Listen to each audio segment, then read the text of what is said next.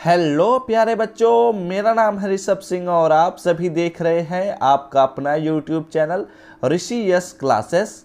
और आज के इस लेक्चर में हम लेकर आ चुके हैं एक और यूनिवर्सिटी द्वारा 2022-23 में जो परीक्षा कराई जा रही है उसके एक और यूनिवर्सिटी द्वारा कराए गए क्वेश्चन पेपर को हम लेकर आ चुके हैं इस वीडियो में। जैसा कि आप सभी को पता चल गया होगा थंबनेल से कि इस वीडियो में हम बात करेंगे सिद्धार्थ यूनिवर्सिटी द्वारा कराए गए क्वेश्चन पेपर के बारे में। और यह क्वेश्चन पेपर बहुत ही ज़्यादा खतरनाक है। इस पेपर को जब देने बैठे होंगे बच्चे तो नंबर पाने के लिए तरस जाएंगे, क्योंकि इस पेपर में मैक्सिमम 3 से 4 ऐसे क्वेश्चन हैं जो सभी बच्चे अटेम्प्ट कर सकते हैं, लेकिन उसके बाद के जो क्वेश्चन है वो उनके सर के ऊपर से चला जाएगा। इतना खतरनाक पेपर है। ठीक है, तो फिलहाल आप लोग अपने पहले इस पेपर को देखिए, इसको ट्राई करने की कोशिश करिए अगर आपकी तैयारी पूरी हो चुकी है तो। और उसके बाद हम आगे के जो लेक्चर्स प्रोवाइड करेंगे उन लेक्चर्स में आप सभी को हम इसके सल्यूशन को भी प्रोवाइड करेंगे। ये 100% मैं गारंटी लेता हूँ। ठीक है, इसके लिए मैं ये नहीं कहूँगा कि आप कमेंट करिए, क्योंकि ये क्वेश्चन पेपर ऐसा है ही कि मुझे इसके सल्यूशन को प्रोवाइड करना ही पड़ेगा। ठीक है, तो पहले चलिए इस वीडियो में हम इस पेपर के ओवरव्यू पर बात कर लेते हैं। देखो, एग्जामिनेशन जो 2022-23 में किया जा रहा है हर यूनिवर्सिटी द्वारा, उसमें बीएससी थर्ड सेमेस्टर मैथमेटिक्स का जो हमारा पेपर है अलजेब्रा एंड मैथमेटिकल मेथड, इसी पेपर के बारे में हम बात करेंगे। ठीक है, तो सबसे पहले अगर आप इस चैनल पर पहली बार आए होंगे तो सब्सक्राइब करने के साथ बेल आइकन को ऑल पर सेलेक्ट कर लीजिएगा, जिससे जब हम इसके सॉल्यूशन को प्रोवाइड करें तो आपके पास वह नोटिफिकेशन पहुंच जाए। ठीक है, और अपने दोस्तों के साथ इस वीडियो को शेयर भी कर दीजिएगा। अब चलिए हम शुरुआत करते हैं एक एक करके सभी चीज़ों पर बात करना। देखो, यहाँ पर टाइम बताया गया है कि 3 घंटे का ही क्वेश्चन पेपर के सॉल्व करने के लिए समय मिलेगा, और इसमें आपको मैक्सिमम मार्क जो मिलेंगे वो 50 नंबर ही मिलेंगे। ठीक है, वो डिपेंड करता है कि यूनिवर्सिटी क्या कहती है। कुछ यूनिवर्सिटी कहते हैं 75 नंबर देंगे, कुछ यूनिवर्सिटी कहती है 50 नंबर देंगे, तो वो इस पर मायने नहीं रखता, वो आप लोग समझ लीजिएगा। ठीक है, देखो यहाँ पर नोट में बोला गया है कि क्वेश्चन नंबर 1 जो है वह तो कंपलसरी है, 100% आपको सॉल्व करना ही होगा। और all questions carries equal mark, जितने भी क्वेश्चन हैं वो सभी के सभी इक्वल मार्क कंटेन करते हैं या कैरी करते हैं। अब हम बात करते हैं अपने क्वेश्चन पेपर्स पर। ठीक है, हमारे पास जो सबसे पहला क्वेश्चन आता है यह कंपलसरी है, सबको करना अनिवार्य है। ठीक है, तो अब देखो यहां पर बोला जा रहा है कि इसके जितने भी पार्ट्स हैं उन सभी पार्ट्स को सॉल्व करिए, उसके बाद आगे बढ़िए। तो यहाँ पर हमारे पास नंबर भी बता दिया गया है कि हर क्वेश्चन का 2 मार्क है। इस प्रकार आपको 5 क्वेश्चन सॉल्व करने रहेंगे तो 10 नंबर के पहला क्वेश्चन है हमारे पास। ठीक है, क्वेश्चन के पहले क्वेश्चन पर, ठीक है, यहाँ पर बोला जा रहा है कि इफ a के power k is congruent to b के power k modulo n, then a is congruent to b modulo n, true और फॉल्स। यानी कि हमें क्या करना पड़ेगा, पहले ध्यान से सुन लो। ठीक है, अभी तक जब भी आपसे क्वेश्चन पूछा जाता था तो क्या बोला जाता था कि अगर इतना है तो प्रूव करो कि इतना होगा। ये आप लोग देखते होंगे हर यूनिवर्सिटी में पूछा जाता था, लेकिन इस यूनिवर्सिटी ने अपने क्वेश्चन को थोड़ा सा बदल दिया है। यहाँ पर यह भी बोल रहा है कि अगर इतना है तो क्या इतना होगा, इस पर ट्रू और फॉल्स बताइए कि यह सत्य है या असत्य है। ठीक है, और साथ ही साथ इसको प्रूव करके भी हमें दिखाना पड़ेगा। अगर सत्य है तो प्रूव करिए, असत्य है तो भी प्रूव करिए। ठीक है, कि आखिरकार यह क्यों फॉल्स है, आखिरकार यह क्यों ट्रू है, इसके बारे में हमें बताना ही रहेगा। ठीक है, अब हम बात करते हैं यहाँ पर हमारे पास पहले क्वेश्चन का दूसरा क्वेश्चन। यहाँ पर बोला जा रहा है कि if AC is congruent to BC modulo n, then हमारे पास दिया जा रहा है कि A is congruent to B modulo n by D, जहाँ पर हमारे पास D जो है वह GCD है, किसका C और n का। तो इस सिचुएशन में बताइए कि यह ट्रू है या फॉल्स है, इसके बारे में हमें बताना रहेगा। ठीक है, एक प्रकार से अगर यह प्रूव कर सकते हैं, अगर सत्य है, ट्रू है, तो इसे प्रूव करिए, असत्य है तो भी प्रूव करिए, ये बात यहाँ पर पूछा जा रहा है। ठीक है, तो ये इस प्रकार के क्वेश्चन बहुत ही कठिन हो जाते हैं, क्योंकि जब यह बोल दिया जाता है कि so that, then so that अगर यहीं पर बोल देता कि then so that this is equal to this, तो इसका मतलब ये हो जाता कि हाँ 100% गारंटी है कि इतना हमें लाकर देना है, तभी जाकर हमारा क्वेश्चन राइट होगा। लेकिन यहाँ पर हमें नहीं पता है कि ये 100% आएगा ही आएगा। अगर आप थ्योरम पढ़े हैं, अच्छे से सब कुछ जानते हैं, तभी आप कर सकते हैं, अदरवाइज हो सकता है आपसे यह क्वेश्चन सॉल्व भी ना हो सके। ठीक है, तो इसीलिए अगले क्वेश्चन की तरफ हम बढ़ते हैं और इन क्वेश्चंस के सॉल्यूशन हम प्रोवाइड करेंगे, तो आप लोगों को परेशान होने की बिल्कुल भी जरूरत नहीं है। पहले क्वेश्चन का दूसरा क्वेश्चन आता है, यहां पर बोला जा रहा है कि let f is mapped from R2 to R be a function defined by, कुछ इस प्रकार डिफाइन किया गया है कि f of x comma y is equal to, हमारे पास जब x और y नॉट इक्वल टू 0,0 हो तो हमारे पास ये फंक्शन का वैल्यू दिया गया है, और अगर x कामा y 0 के बराबर हो जाए तो हमारे पास ये फंक्शन का वैल्यू दिया गया है। तो हमें पता करना है कि क्या इस फंक्शन का लिमिट एग्जिस्ट करेगा या नहीं करेगा, इसके बारे में हमें यहाँ पर बात करनी है। ठीक है, तो ये तो हमारे पास लिमिट ऑफ द फंक्शन का कॉन्सेप्ट बन रहा है। अगर आप लेक्चर्स को हमारे देखे होंगे तो आप लोग इस क्वेश्चन को आसानी से कर सकते हैं, इसमें आपको प्रॉब्लम नहीं होगा। ठीक है, तो अब बढ़ते हैं अगले क्वेश्चन की तरफ। यहाँ पर हमारे पास पहले क्वेश्चन का जो सी नंबर का क्वेश्चन आता है, इसमें बोला जा रहा है find the number of ring homomorphism from Z4 to Z10। Z4 हमारा जो ग्रुप रिंग यहाँ पर बोला जा रहा है, Z4 टू Z10 जो रिंग होता है उसमें रिंग होमोमॉर्फिज्म की संख्या को हमें प्राप्त करना है। और ये क्वेश्चन भी इतना आसान नहीं होगा, क्योंकि हम बहुत ही बेसिक लेवल का ही पढ़ाई करके जाते हैं जब अपने एग्जाम में जाते हैं, क्योंकि बीएससी का एग्जामिनेशन कोई जैम या सीएसआई या नेट का एग्जामिनेशन नहीं होता है। लेकिन ये जो क्वेश्चन यहाँ पर मेंशन किया गया है, ये एक्चुअली जैम का क्वेश्चन है। ठीक है, तो आप लोग अगर इस क्वेश्चन को अटेम्प्ट नहीं कर पा रहे हैं तो आपको होपलेस होने की जरूरत नहीं है, आप अपने एग्जाम की तैयारी करिए, ये क्वेश्चंस बहुत ही हाई लेवल के हैं। ठीक है, यहाँ पर आते हैं अपने क्वेश्चन नंबर फर्स्ट के डी पार्ट पर। यहाँ पर बोला जा रहा है कि if y1 is equal to, हमारे पास कुछ इक्वेशंस दिए गए हैं। कौन कौन से इक्वेशन है कि y1 is equal to 1 minus x1, y2 is equal to x1 into 1 minus x2 and y3 is equal to x1 into x2 into 1 minus x3। और ऐसे ही जब हम डॉट डॉट डॉट करके चलेंगे तो हमारे पास एक टर्म आएगा nth टर्म, जो कि कुछ इस प्रकार होगा। तो हमें प्रूव करना है कि Jacobian of y1 y2 dot dot dot yn is equal to इतना होता है, ये हमें प्रूव करना रहेगा। और ये जैकोबियन का क्वेश्चन है, तो आप लोग, मैं उम्मीद कर सकता हूं कि आप लोग आसानी से इस क्वेश्चन को सॉल्व भी कर सकते हैं।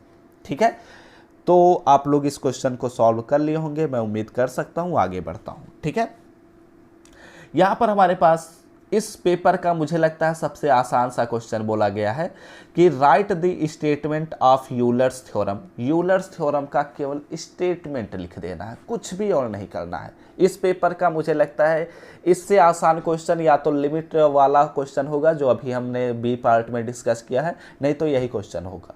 ठीक है, अगले क्वेश्चन पर हम बढ़ते हैं। अब यहाँ पर हमारे पास आता है क्वेश्चन नंबर 2। क्वेश्चन नंबर 1 हमने देख लिया, जो कि वेरी शॉर्ट आंसर टाइप के क्वेश्चंस उसमें थे। और यहाँ पर अब हम बात करते हैं क्वेश्चन नंबर 2 की तरफ। यहाँ पर बोला जा रहा है क्वेश्चन नंबर 2 का पहला क्वेश्चन कि if p and q are two distinct prime numbers, अगर हमारे पास p और q अलग अलग प्राइम नंबर्स हैं तो हमें a के power p is congruent to b modulo q and a के power q is congruent to b a modulo p, then so that, तब हमें प्रूव करना है कि a के power p into q is congruent to a modulo p into q होगा। ठीक है, ये बस एक थ्योरम है, आप लोग अगर इस थ्योरम को प्रैक्टिस किए होंगे तो इस क्वेश्चन को आसानी से सॉल्व भी कर ले जाएंगे। ठीक है, तो अगले क्वेश्चन पर हम बढ़ते हैं। ये क्वेश्चन तो मुझे नहीं लगता कि बहुत ज़्यादा समझाने की ज़रूरत है, बस आसान सा थ्योरम पूछा गया है कि अगर हमारे पास p और q अलग अलग डिस्टिंक्ट प्राइम नंबर है और हमारे पास a के पावर p इतना होता है, a के पावर q इतना होता है, तो हमें प्रूव करना है कि a के power p into q is equal to something होता है। ठीक है, तो अगले क्वेश्चन पर हम बढ़ते हैं। यहाँ पर हमारे पास क्वेश्चन आता है ग्रुप थियरी से रिलेटेड, और ये भी क्वेश्चन थोड़ा हाई लेवल का ही है। यहाँ पर बी नंबर का क्वेश्चन जो बोला जा रहा है, इसमें बोला जा रहा है कि so that G is equal to, ठीक है, हमारे पास एक 2x2 का मैट्रिक्स दिया गया है जहां पर हमारे पास हर एक एलिमेंट एक आइडेंटिटी, एक ही एलिमेंट है, यानी कि ए। ठीक है, जहां पर हमारा जो a है वह 0 के बराबर नहीं है और a जो है वह हमारे रियल नंबर के सेट से बिलोंग कर रहा है। ठीक है, तो हमें प्रूव करना है कि यह जो हमारे पास G सेट है वह ग्रुप बनाएगा विथ रिस्पेक्ट टू मल्टीप्लिकेशन। ठीक है, यह मल्टीप्लिकेशन के रिस्पेक्ट में ग्रुप बनाएगा। देखो, एक बात मैं क्लियर कर देता हूं, यह जो क्वेश्चन है ये ना तो जैम लेवल का क्वेश्चन है ना तो BSc लेवल का क्वेश्चन है।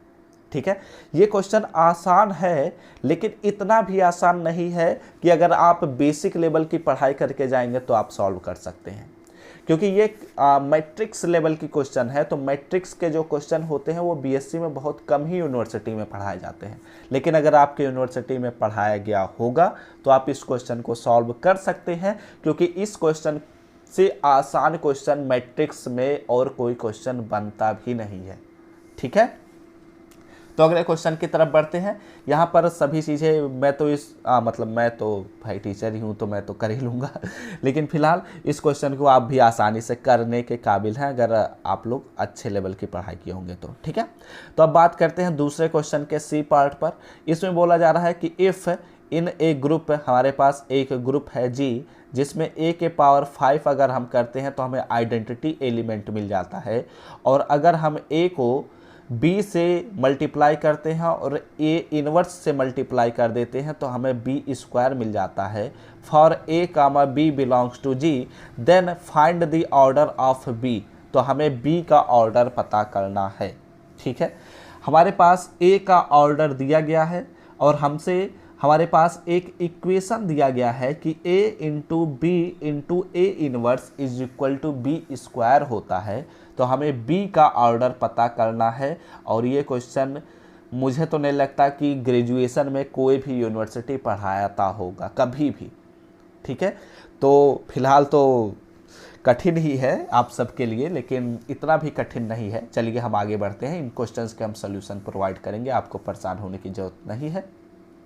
ठीक है, अब यहीं पर ही हमारे पास इसी क्वेश्चन का एक और पार्ट बनाया गया है ना, हाँ यहाँ पर एक और पार्ट बनाया गया है, अथवा करके बोला जा रहा है कि इन 3 क्वेश्चंस को सॉल्व करिए ऊपर वाले, या फिर नीचे दिए गए हुए 3 क्वेश्चंस को सॉल्व करिए, आप पर डिपेंड करता है।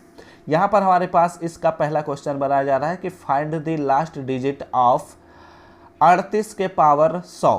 अगर 38 यानी कि 38 के पावर 100 लिखा गया है तो इसका लास्ट डिजिट पता करिए। तो ये जो लास्ट डिजिट पता करना होता है ये एक्चुअली जैम में भी बहुत कम ही क्वेश्चन ऐसे बनते हैं, ये CSIR नेट में बन जाते हैं।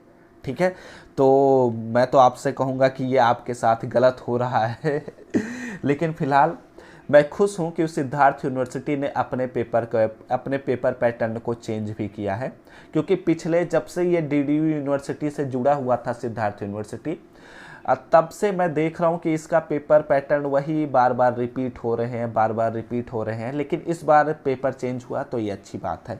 ठीक है, आप लोग भी ऐसे ही पढ़िए, आप लोग भी अच्छे लेवल की तैयारी करिए, बहुत ही अच्छी बात होती है ये सभी चीज़ें। ठीक है, अगले क्वेश्चन की तरफ हम बढ़ते हैं। यहाँ पर बी पार्ट में बोला जा रहा है कि prove that this set of an, जहाँ पर an क्या है, of all even permutations degree n form a finite group of order n factorial by 2 with respect to permutation multiplication. हमें क्या करना है इस क्वेश्चन में, हमारे पास एक सेट दिया गया है जो कि AN से रिप्रेजेंट किया गया है। और यह जो AN है वह क्या डिनोट करता है, all even permutation degree n, मतलब जितने भी परमुटेशन है डिग्री n के उनका कॉम्बिनेशन है। और इसे हमें प्रूव करना है कि यह परमुटेशन मल्टीप्लिकेशन के रिस्पेक्ट में एक फाइनाइट ग्रुप का फॉर्मेशन करेगा जिसका जो ऑर्डर है वो n फैक्टोरियल अपॉन में 2 है। ठीक है, ये भी क्वेश्चन अच्छे लेवल का ही है और ये आप सबके लेवल का भी है, तो आप लोग अगर पढ़े होंगे तो अच्छी बात है, नहीं तो लेकिन वैसे तो इतने लेवल की चीज़ें पढ़ी नहीं जाती हैं लेकिन क्वेश्चन पूछा जा रहा है तो आप लोगों को पढ़ना जरूर पड़ेगा। ठीक है, सी पार्ट पर हम बात करते हैं कि अगर H और K हमारे पास दो सब ग्रुप हैं of A finite group G के, and let order of H जो है वह ऑर्डर ऑफ G के मॉडुलस वैल्यू के अंडर रूट के ग्रेटर देन हो और ऑर्डर ऑफ K जो है वह ऑर्डर ऑफ G के मॉडुलस वैल्यू के अंडर रूट से ग्रेटर देन हो, तो हमें प्रूव करना है कि H इंटरसेक्शन K जो होगा वह सिंगलटन E के बराबर नहीं होगा। ठीक है, वैसे ये क्वेश्चन भी खैर सभी क्वेश्चन ही एक हाई लेवल के क्वेश्चंस पूछे जा रहे हैं, तो अगर आपको डर लग रहा है तो डर लगना भी चाहिए, लेकिन कोई बात नहीं, आप इसका मतलब यही हो रहा है कि आप पढ़ रहे हैं। अगर डर लग रहा है तो आप पढ़ रहे हैं, अदरवाइज अगर कोई भी स्टूडेंट पढ़ाई ही नहीं करेगा तो उसको डर तो लगेगा ही नहीं। ठीक है, तो ऐसे क्वेश्चंस के सोल्यूशन खोजिए, नहीं तो हम सोल्यूशंस प्रोवाइड करेंगे ही धीरे धीरे करके, तो आपको परेशान होने की तो ज़रूरत है ही नहीं। तो चलिए अगले क्वेश्चन की तरफ हम बात करते हैं। अब क्वेश्चन नंबर 3 हमारे पास आता है। इसमें हमारे पास 3 का ए पार्ट में बोला जा रहा है कि so that the factor group of abelian group is abelian. ठीक है, क्या कहता है कि अबेलियन ग्रुप के फैक्टर ग्रुप जो होंगे वो अबेलियन ही होते हैं, ये प्रूव करना है। क्वेश्चन कठिन है, सोल्यूशन भी कठिन ही होगा। तो अगले क्वेश्चन पर हम बढ़ते हैं। यहाँ पर बोला जा रहा है कि so that every homomorphic image of a group G is isomorphic to quotient group of G। ठीक है, क्या बोला जा रहा है कि जितने भी होमोमॉर्फिक इमेज होते हैं किसी भी ग्रुप G के, वो सभी के सभी उसी ग्रुप G के क्वोशेंट ग्रुप के आइसोमॉर्फिक भी होते हैं।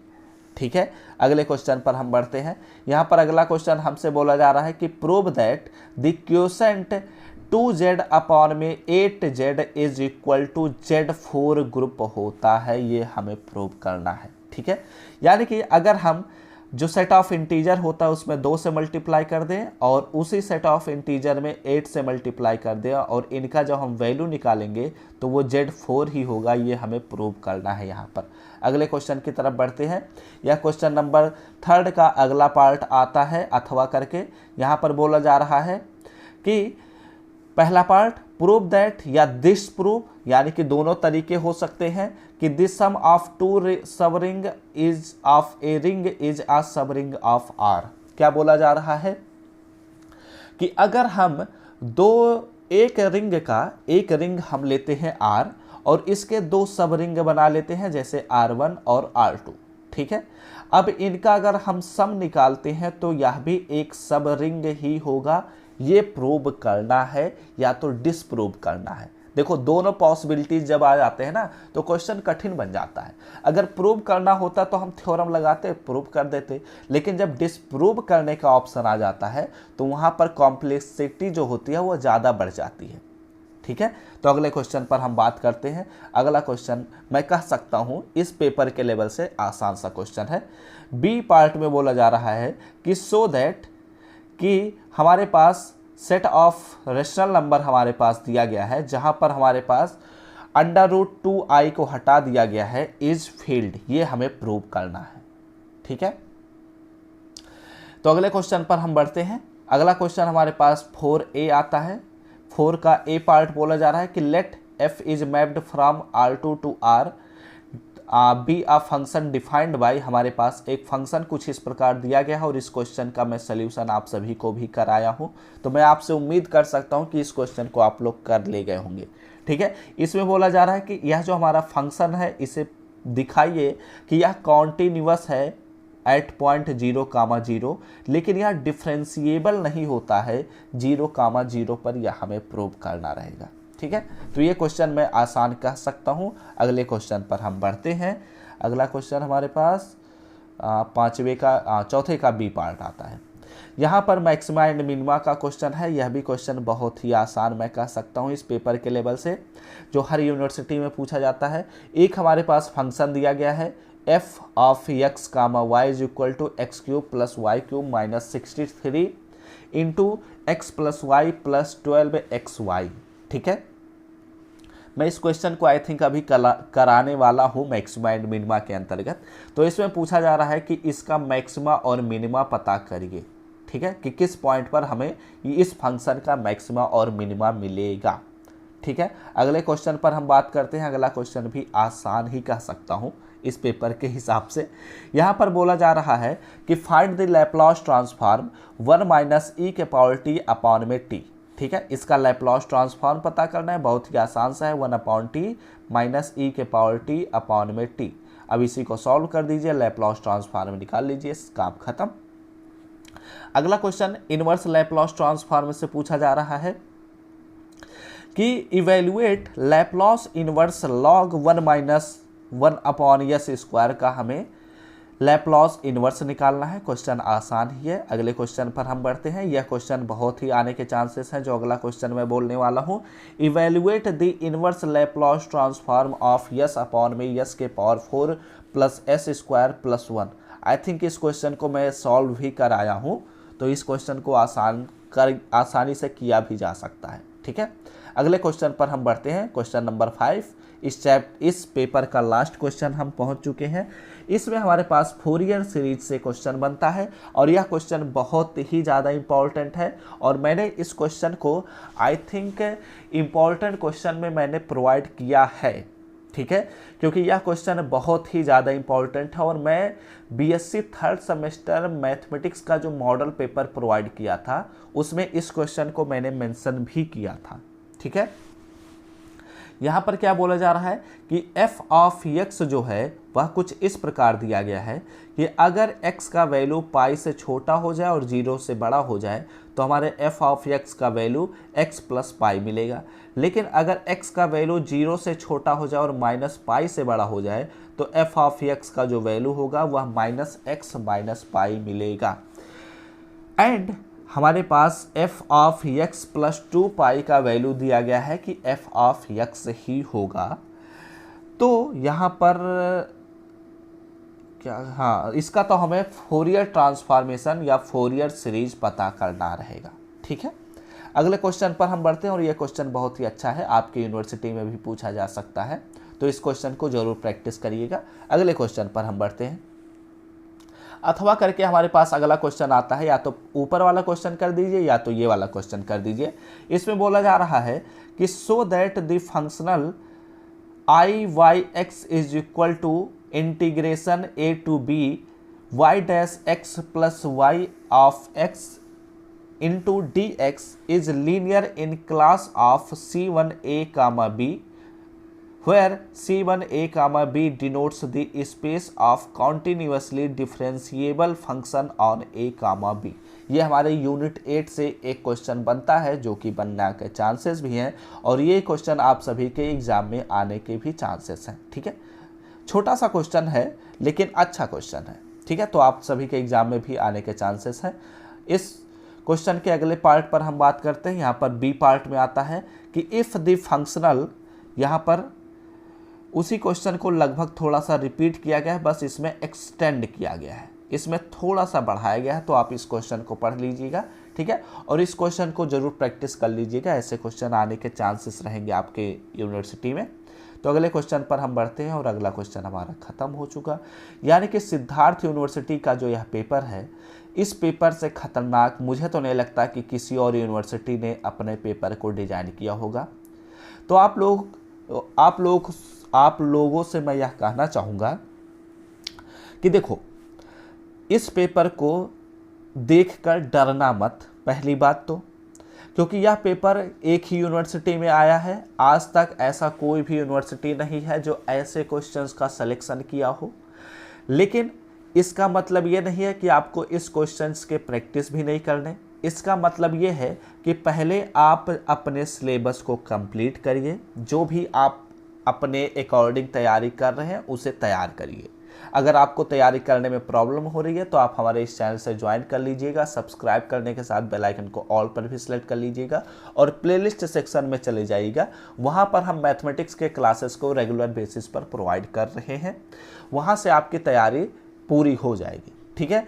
लेकिन जब तैयारी आपकी पूरी हो जाए, आप बहुत सारे क्वेश्चंस को प्रैक्टिस कर लें, अब आपको लगने लग जाए कि हाँ मैं किसी भी क्वेश्चंस को कर सकता हूँ, तब इस पेपर को ज़रूर सॉल्व करिए, 100% सॉल्व करिए और इसके सल्यूशन को हम प्रोवाइड करेंगे, तो आप उसके सल्यूशन को अपने सल्यूशन से मैच करिएगा।